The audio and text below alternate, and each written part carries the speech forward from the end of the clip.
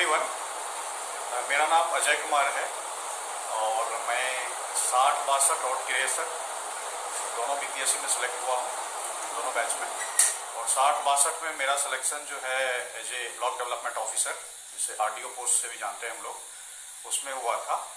और उसके बाद 63 बैच में मेरा सिलेक्शन जो है बिहार एडमिनिस्ट्रेटिव सर्विस के लिए हुआ था। तो आज हम लोग एक्चुअली चर्चा करने वाले हैं कि इंटरव्यू की तैयारी इनफैक्ट कैसे करें, क्या पढ़ना है हमें, किस तरह के क्वेश्चंस पूछे जाते हैं। और ये खास करके मैंने जो 64th बीपीएससी में जो अभी मेंस का रिजल्ट आया है और जो इंटरव्यू की तैयारी कर रहे हैं, ये उनको ध्यान में रख के बनाया है। तो सबसे पहले तो कुछ बेसिक चीजें जो इंटरव्यू के बारे में मैं बताना चाहता हूँ कि जब हम लोग इंटरव्यू की तैयारी करते हैं तो इंटरव्यू को भी आप उसी तरह से सीरियसली लें जैसे आपने प्रीलिम्स और मेंस को लिया था, क्योंकि इंटरव्यू में आप बहुत कम समय में बहुत अच्छा मार्क्स ला सकते हैं।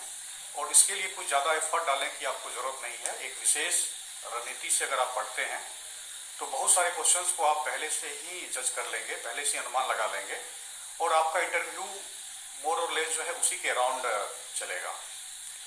लेकिन इसके लिए कुछ जो रणनीति की आवश्यकता है उसको आपको फॉलो करना पड़ेगा।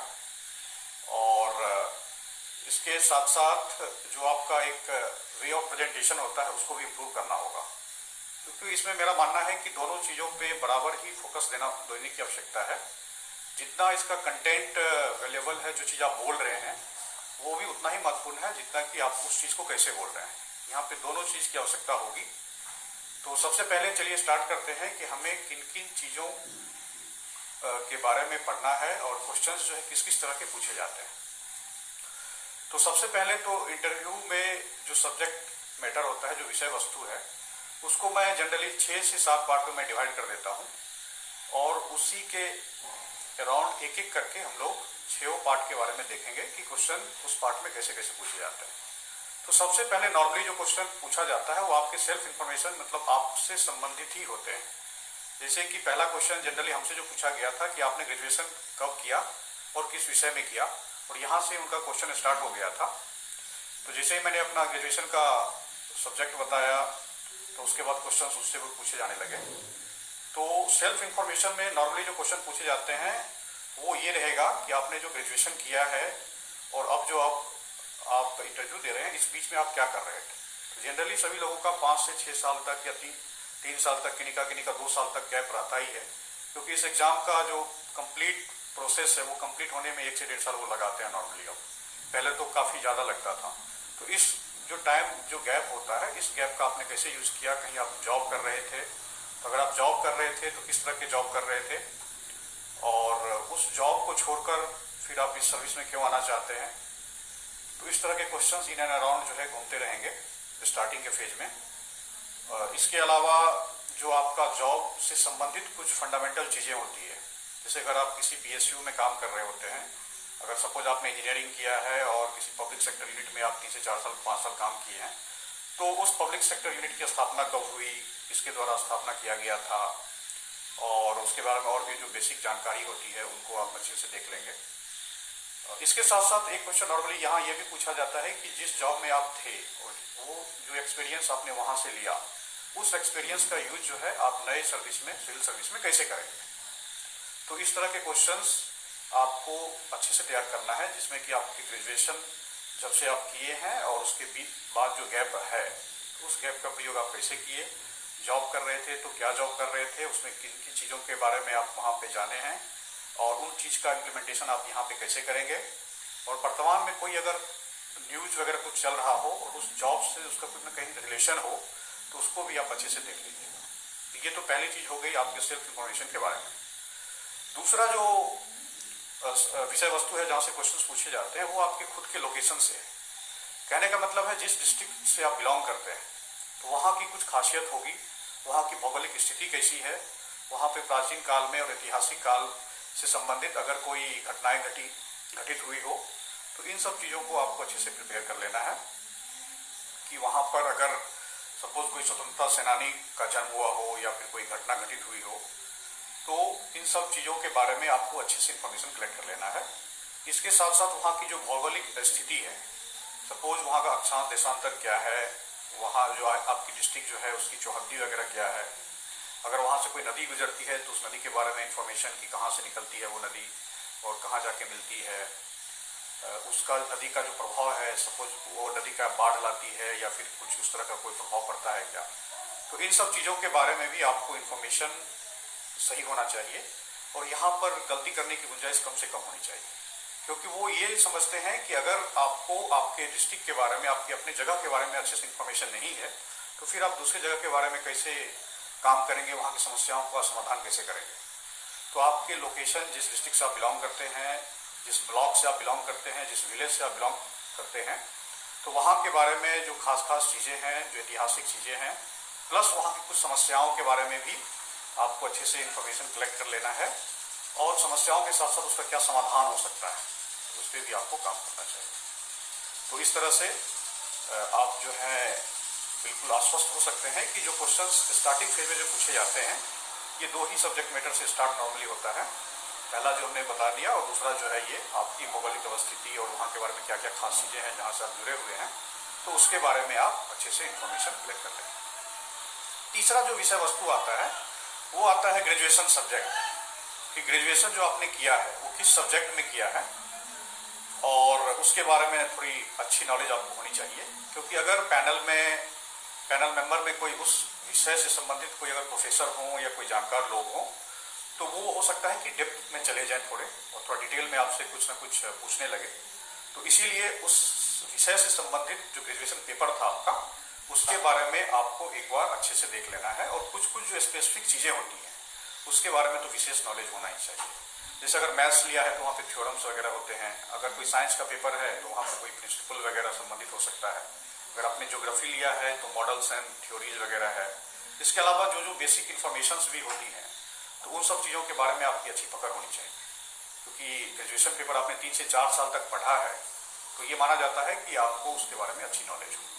तो ग्रेजुएशन से संबंधित जो है क्वेश्चंस पूछे जाते हैं और उसको भी आप जो मेन चीज़ें हैं उसको आप अच्छे से देख लें। चौथा जो सब्जेक्ट मैटर है जहाँ से क्वेश्चन पूछे जाते हैं वो होते हैं आपके ऑप्शनल पेपर। और अगर आपका ऑप्शनल पेपर और ग्रेजुएशन पेपर एक ही है तो फिर उसमें एक्स्ट्रा एफर्ट डालने की जरूरत नहीं है, आप एक ही चीज़ की तैयारी कर रहे होते हैं। लेकिन अगर आपका ऑप्शनल पेपर आपके ग्रेजुएशन पेपर से अलग है तो सबसे पहला क्वेश्चन तो यही पूछा जाएगा कि आपने अपना ऑप्शनल अपने ग्रेजुएशन पेपर से अलग क्यों लिया। क्योंकि जिस चीज़ को आप 3 से 4 साल तक पढ़े हैं तो ये माना जाता है कि उसके बारे में आपको अच्छी नॉलेज होगी, तो फिर आपने ये सब्जेक्ट चेंज क्यों किया। तो पहला क्वेश्चन इस तरह का हो सकता है।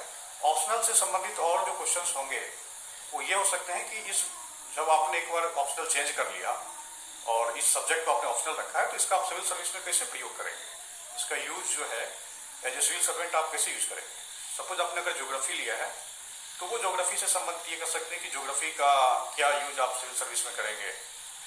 तो ये सब चीजें हो सकती है।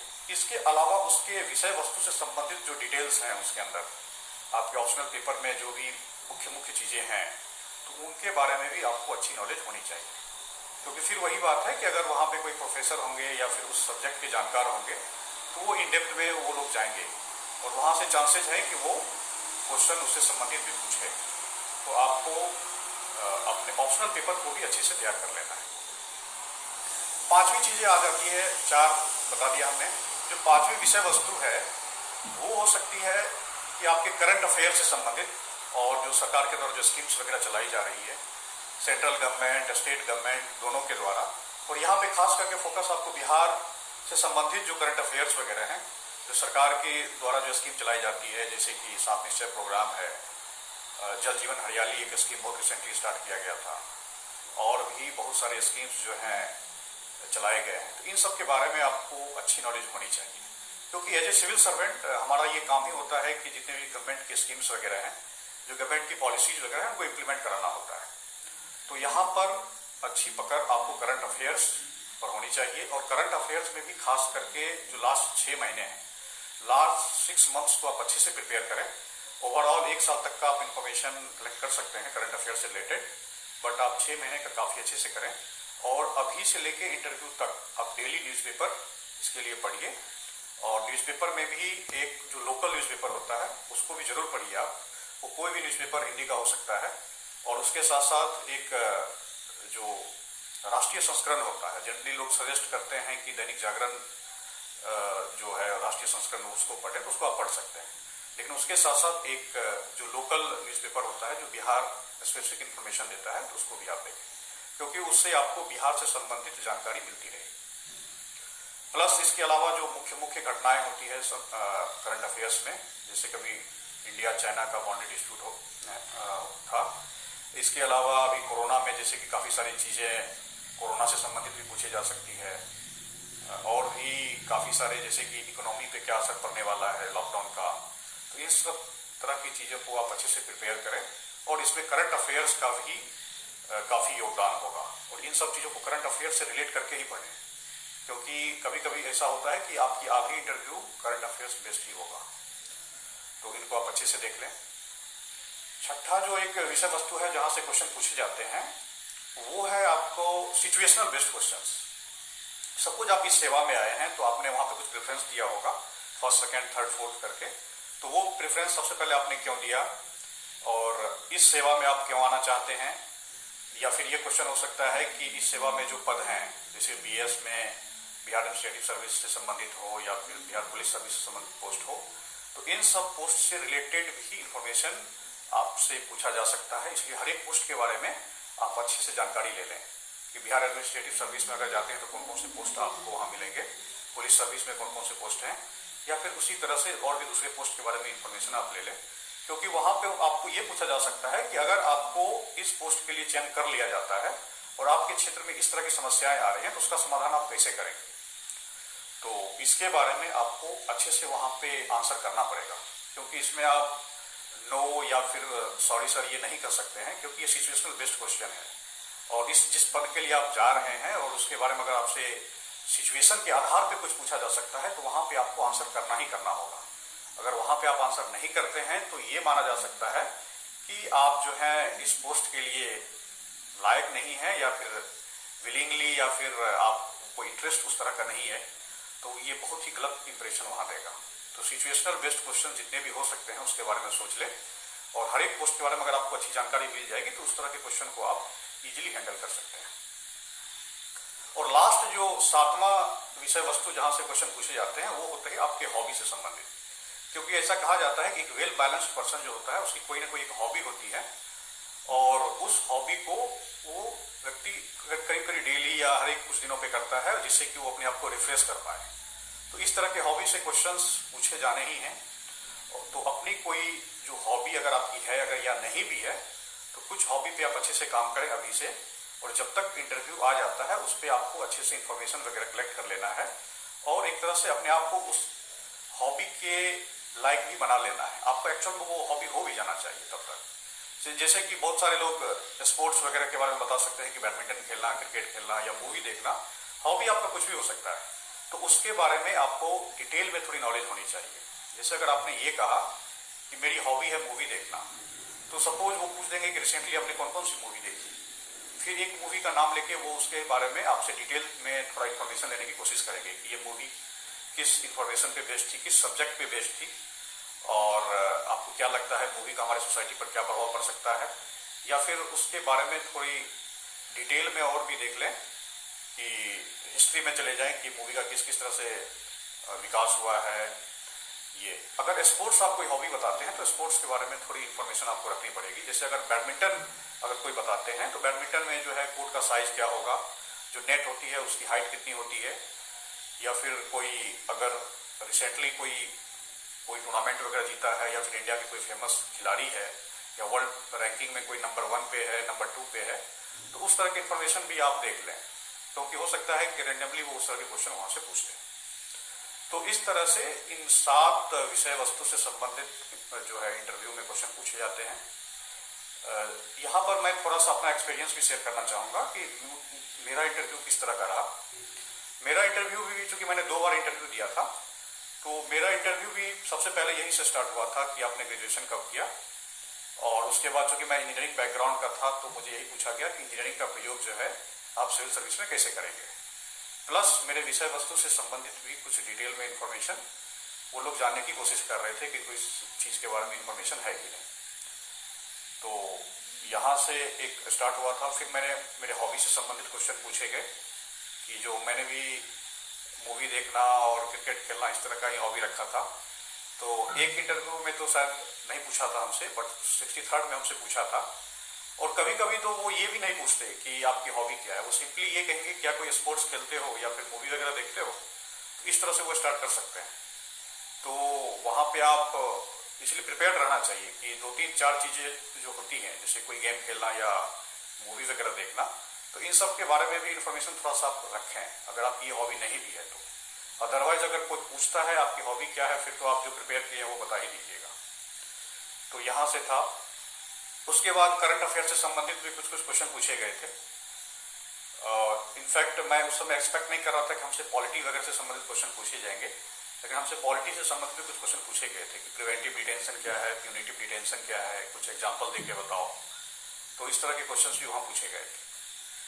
तो ओवरऑल मेरा एक्सपीरियंस तो काफी अच्छा रहा इंटरव्यू में। चूंकि बेसिक चीजें ये होती है कि जिस तरह से मैं बताया कि 7 चीजों पे अगर आप काम कर लेते हैं, तो किसी भी तरह का क्वेश्चन अगर पूछेगा तो आप कुछ ना कुछ उसका प्रिपेयर पहले से कर लिए होते हैं, तो वहां पे आप इजीली आंसर कर पाएंगे। और इंटरव्यू में सबसे मेन चीज ये होती है कि अगर आपको उन चीजों के बारे में इंफॉर्मेशन है, नॉलेज है, तो आपका कॉन्फिडेंस ऑटोमेटिकली सही रहेगा, हाई रहेगा। और जब कॉन्फिडेंस आपका हाई रहता है तो जब आप आंसर करते हैं तो वहां पे कूल एंड कंपोज रहेंगे और आपके आंसर में वो कॉन्फिडेंस दिखेगा। तो आप कॉन्फिडेंट रहिए, बट कॉन्फिडेंट होने के लिए आपको जो है नॉलेज वगैरह अच्छी होनी चाहिए, आपकी प्रिपरेशन अच्छी होनी चाहिए। और प्रिपरेशन के लिए मेरा एक सजेशन है कि अभी चूंकि लॉकडाउन का टाइम है और बहुत लोग मॉक टेस्ट वगैरह, मॉक इंटरव्यू नहीं दे पाएंगे, तो वो लोग अपने घर में मिरर बड़े साइज का एक ले लें और उसके सामने डेली आधा घंटा 1 घंटा आप लोग प्रैक्टिस करें। और जो मैं 7 एरिया में जो बताया था उससे संबंधित क्वेश्चन की आप लिस्ट बना लें और उस पर लिखें और फिर उसको बोलने का प्रैक्टिस करें मिरर के सामने। तो इससे आपके कम्युनिकेशन स्किल में आप किस तरह से बोलते हैं, प्रेजेंट करते हैं, तो इस पे काफी इंप्रूवमेंट होगा और एक्चुअल में ये चीज आपको वहां काफी बेनिफिट करेगा। इसके अलावा अगर आपको समय मिलता है अगर मॉक टेस्ट वगैरह देने का, तो वो करें, क्योंकि इससे एक आपका जो कंफर्ट लेवल है, 4-5 लोगों के बीच में किस तरह से बोले और वहां पे नर्वसनेस फील ना हो आपको, तो इन चीजों के लिए आप 1-2 मॉक टेस्ट दे सकते हैं। बट उससे पहले आपको खुद को तैयार करना पड़ेगा और वो तैयारी आप घर बैठे भी कर सकते हैं, मिरर के सामने बोल के कर सकते हैं या वीडियो रिकॉर्डिंग करके कर सकते हैं और उसको बार बार देख के आप कर सकते हैं। तो ये जानकारी थी। इसके अलावा इंटरव्यू के दिन आपको क्या करना है, इससे संबंधित में मैं कुछ चीजें बताना चाहता हूँ कि जैसे जिस दिन आप इंटरव्यू के लिए जा रहे हैं, तो सबसे पहले तो आपकी डॉक्यूमेंट्स वगैरह अभी से ही आप लोग कलेक्ट कर लें। वो डॉक्यूमेंट्स पूरी होनी चाहिए, क्योंकि वहां पर अगर कोई डॉक्यूमेंट कम हो जाता है तो हो सकता है आपकी इंटरव्यू वो रोक भी दे। और पहले से ही आप अगर नर्वस हो गए तो फिर आपकी इंटरव्यू अच्छी नहीं होगी, ये मान के चलिए। तो पहले से ही आप लोग सभी डॉक्यूमेंट्स को तैयार कर लें। और इंटरव्यू के दिन जो आपका ड्रेस होता है वो फॉर्मल ड्रेस होना चाहिए और सिंपल टाइप का जो एक फॉर्मल ड्रेस जनरली सभी लोग पहनते हैं वो रखें और उसमें कोई एक्स्ट्रा कुछ करने की आवश्यकता नहीं है। अगर गर्मी का टाइम नहीं है और ब्लेजर वगैरह पहन सकते हैं तो वो पहन सकते हैं, बट उससे कोई एक्स्ट्रा एडवांटेज या डिसएडवांटेज टाइप की कोई चीज नहीं होती है। बट आपका फॉर्मल ड्रेस होना चाहिए, शू वगैरह पॉलिश होना चाहिए, टाई अगर पहन सकते हैं तो वहां पे टाई पहनिए। बट जो मेन चीज वहां पे मैटर करता है वो वहां पे आप किस तरह से बोलते हैं, क्या बोलते हैं, वो मैटर करेगा। तो इन सब चीजों पे आप अभी से देख लें। तो जिस दिन आप इंटरव्यू देने जाते हैं तो वहां पे जैसे गेट पे जब आप पहुंचते हैं, जिस कमरे में आपका इंटरव्यू होता है, तो वहां पे सबसे पहले आपको पूछ के अंदर जाना है। और जैसे ही आप अंदर जाते हैं तो सीट पे पहुंचने से पहले जस्ट आपको सबको विश करना चाहिए। उसमें चेयरमैन सर होते हैं प्लस 3 उनके मेंबर होंगे, तो 3+1 होता है। और उनके बाद पूछकर विश किए, उसके बाद जो है आप वहीं पे खड़े रहें, जब बैठने को बोला जाए तभी बैठें और बैठने के बाद जो है फिर उनको थैंक्स करें। और जब भी बैठते हैं तो वो स्ट्रेट फॉरवर्ड बैठे, जिससे उनको लगता है कि पूरा एक्टिव है। तो ये सब चीजें आपके बॉडी लैंग्वेज से वहां झलकना चाहिए। और जब आप आंसर करें तो वहां पे कूल एंड कंपोज रहें। और आंसर करने वक्त चूंकि आपसे काउंटर क्वेश्चंस वगैरह भी वहां पे किए जाएंगे, तो काउंटर क्वेश्चन का जब आप आंसर करते हैं तो वहां पे बिल्कुल भी आप नर्वस ना हो, क्योंकि वहां पे आपके नॉलेज को वो टेस्ट कर रहे हैं, आपके एटीट्यूड किस तरह से आप आंसर कर रहे हैं, किस तरह की आपका एनालिटिकल थिंकिंग है, किस तरह से आप उस क्वेश्चन को लेते हैं वो वहां पे जज कर रहे हैं कि किसी भी क्राइसिस में या किसी भी सिचुएशन में ये उस सिचुएशन को हैंडल कर पाएगा कि नहीं, उनका ये टेस्ट करने का इरादा होता है।